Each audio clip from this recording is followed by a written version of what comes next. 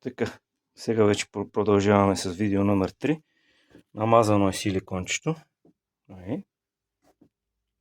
Навсекъде, както подчертах тук, 1 см от вилката.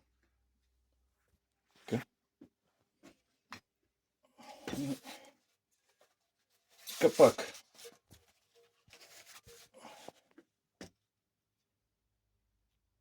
Като тук снимай. Е хубаво да ги подредите на неутрална, да останат всичките. Да, отстрани вече.